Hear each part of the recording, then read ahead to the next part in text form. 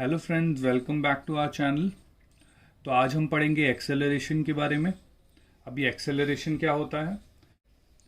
जब भी एक बॉडी की वेलोसिटी चेंज होती है तो एक्सेलरेशन प्रोड्यूस होता है।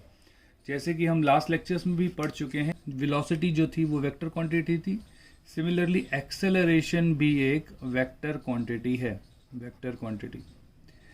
अब वेक्टर क्वांटिटी है तो इसके अंदर भी दो चीज़ें होंगी, एक होगा मैग्नीट्यूड और एक होगी डायरेक्शन।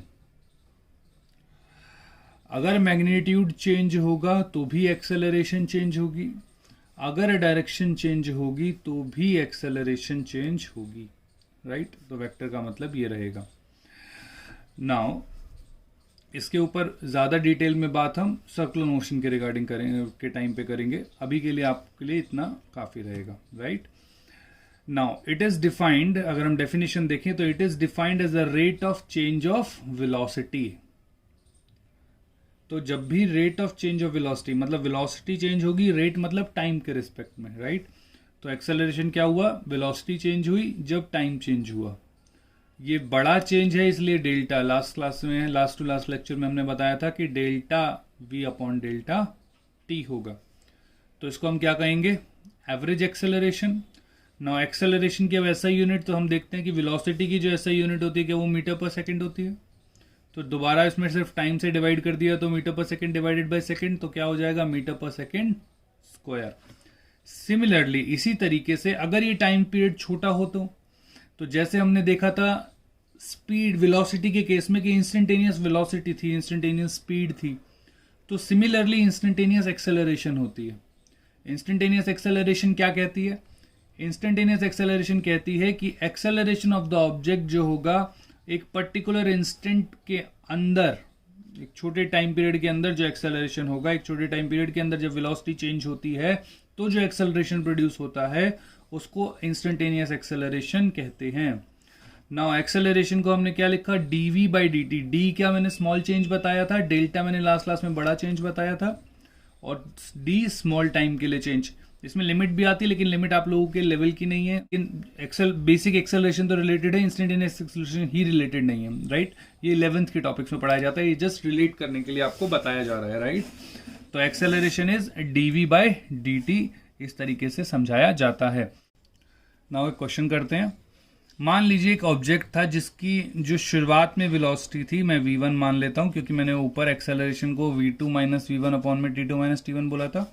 तो v1 जो था वो मान लेते हैं 10 मीटर पर सेकेंड है, v2 जो है वो 20 मीटर पर सेकेंड है, और जो टाइम लगा इस वेलोसिटी को चेंज होने में से ये लगा 5 seconds.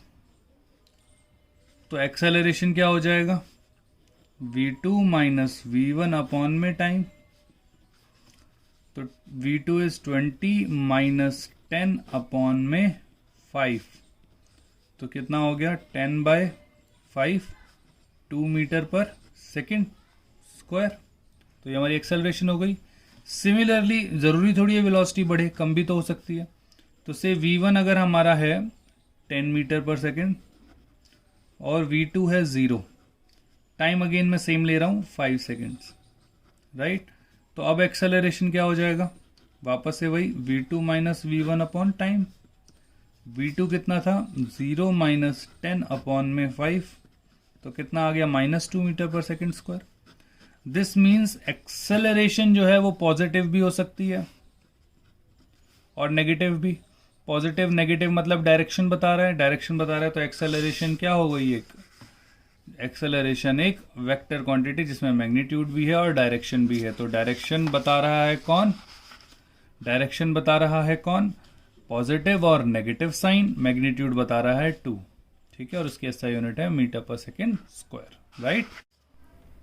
Now we will see two types of acceleration. One is uniform acceleration, one is non uniform acceleration. तो अभी हमने लास्ट टाइम भी पढ़ा था, जैसे हमने यूनिफॉर्म मोशन पढ़ा था, तो यूनिफॉर्म मतलब कांस्टेंट से रिलेट रखिएगा हमेशा। तो यूनिफॉर्म एक्सेलरेशन मतलब constant acceleration. Non uniform acceleration मतलब when the acceleration is not constant, जब एक्सेलरेशन कांस्टेंट नहीं होगी तो उसे नॉन यूनिफॉर्म कहेंगे, और जब एक्सेलरेशन कांस्टेंट होगी तो उसे हम यूनिफॉर्म एक्सेलरेशन कहेंगे। अब कांस्टेंट एक्सेलरेशन का मतलब क्या है? भाई एक्सेलरेशन का मतलब होता है चेंज इन वेलोसिटी या rate of change in velocity.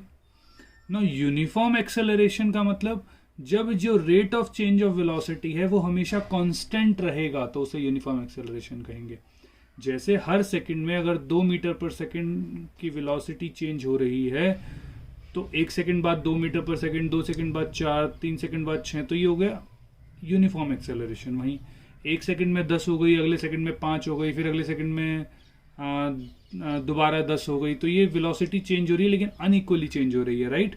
तो एक्सेलरेशन तो है लेकिन यूनिफॉर्म एक्सेलरेशन नहीं है, राइट। तो यूनिफॉर्म एक्सेलरेशन क्या होगा? When velocity of object changes equally in equal amount of time. और नॉन यूनिफॉर्म एक्सेलरेशन क्या होगा? When velocity of an object changes unequally in equal amount of time, right. तो आज के लिए इतना ही। नेक्स्ट लेक्चर में हम अब इक्वेशन ऑफ मोशन पढ़ेंगे और हम देखेंगे कि कैसे इक्वेशन ऑफ मोशंस अलग अलग क्वेश्चंस पे लगाई जाती है, इक्वेशन ऑफ मोशन को यूज किस तरीके से किया जाता है, right. So thank you for today, we will meet in the next lecture, bye bye.